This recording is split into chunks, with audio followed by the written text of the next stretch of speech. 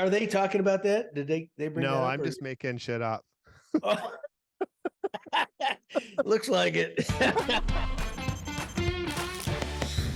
Gibby, welcome back. I wanted to discuss this with you. It's all about the Jays batting order. I want to tinker with it a little bit. Whit Merrifield, leadoff batter. Bichette still stays in the second spot. George Springer moves to 3. He gets more options to produce runs. He has that kind of bat.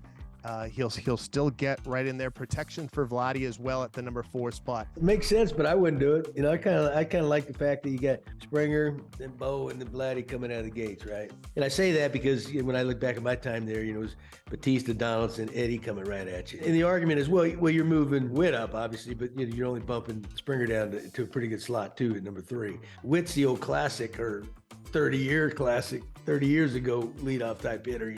I mean, I don't think it would harm him, but I do like the way it is right now. Are you trying to generate some more offense? I take it. Is that what you're trying to do? That's exactly what I'm trying to do. Yes. Well, heck, man, they're sitting in a wild card spot right now. They're kind of if you look at their offensive numbers, I think they're in the middle of the pack or above on just about every offensive category team wise. They're crying out loud. You guys want everything? Okay, let's continue with the lineup. We do know this happened over the weekend. Nate Pearson optioned to Buffalo. For the most part, Gibby, Pearson's been more good than bad in my opinion. How are you taking this demotion for the young pitcher? Well, I was kind of surprised when I first saw it, but he has had a couple rough ones lately, but he's also been really good for him, and he's been used a lot. That's the nature of the big league game nowadays, especially these bullpen guys get used, and it's getting fatigue time. At that time of the year, they're starting to chalk up some innings. When I heard what happened, he's lost his breaking ball, slider, which was a real good pitch for him early on. Plus, he has the dreaded options. If you got options left, they can do that. That's happened to many a good pitcher, so I understand it. They had to clear some space for Cabrera. He hasn't had the best year either, but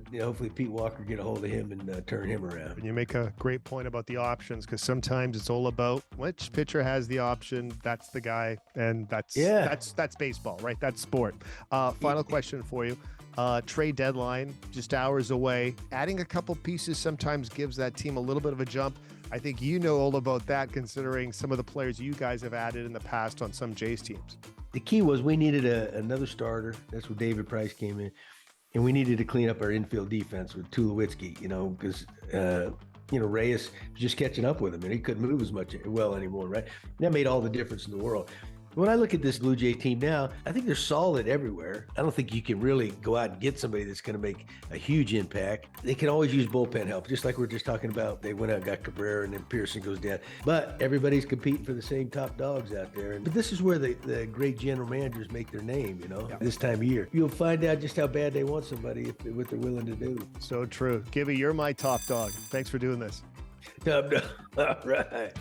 Sports Interaction is the official gaming partner of Gibby. Join us every Wednesday and Friday for Gibby's takes around Major League Baseball and, of course, the Toronto Blue Jays. Click the link and subscribe to our YouTube page today.